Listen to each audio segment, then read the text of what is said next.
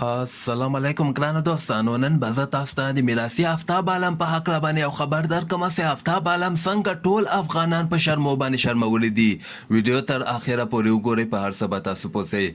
زه به تاسو ته وایم چې د افغانستان میراثي آفتاب عالم چې همیشه افغانستان په شرمو باندې شرمولی ده، خو نن یو داسې کار کړی ده چې بیخي تاسو به هم یعنې تاسو خپل نظر لاندې ما سره په کمنټ کې شریک کړئ چې ده دغه کار څنګه وکړی چې یو افغان اصلي افغان چې کوم یې هغه هیڅ کلم د چا چاپړوسي نه کوي. او دی بیا وګوره چې نسیم شاه چې کوم د پاکستاني لوبغاړی چې افغانستان سره لوبه کې فضل حق فاروقي باندې چې 2 شپږیزې وهلې، هغه سره یې کتنه کړې ده. په کتنه کې موږ د باندې یعنې کوم تنقید نه کوو چې ده ولې نسیم شاه سره کتنه کړې ده، خو ده بیا هلته چې کله نسیم شاه سره کتنه کړې یوه ویډیو هم راغلی ده، تاسو به شاید کتلې یا به هم نه یې کتلې چې په دغه ویډیو کې آفتاب عالم نسیم شاه ته دغسې وایي چې زه دې لکه چې ونه پېژندلم، ما هم د افغانستان لپاره لوبه ترسره کړې ده. په جواب کې ورته نسیم شاه وایي چې زه تا ډېر ښه پېژنم، تا څنګه څوک نه پېژني، یعنې تا خو کمې تورې افغانستان ته نه دي کړې، افغانستان دې همیشه په شرمو باندې شرمولی. ایشا کپ کې چې تا باندې شعیب ملک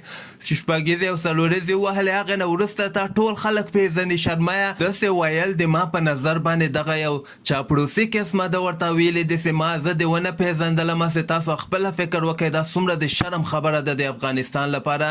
سبا به څوک راجګېږي او دغه به وایي چې آفتاب عالم هم اتل د افغانستان ته یې توره کړې ده. نو دغه خبر ما ترلاسه کړه، د ما بیخي خوښ نسته، زه په دې باندې نه یم چې نسیم شاه سره دې وګوره، خو دومره م ورته ځان سپک مه راوله چې ته ورته خپله وایي زه دې لکه چې ونه پېژندلم، ما هم د افغانستان لپاره لوبه ترسره کړې ده. دا څومره د شرم خبره ده. تاسو خپل نظر لاندې ما سره په کمنټ کې شریکولی شئ.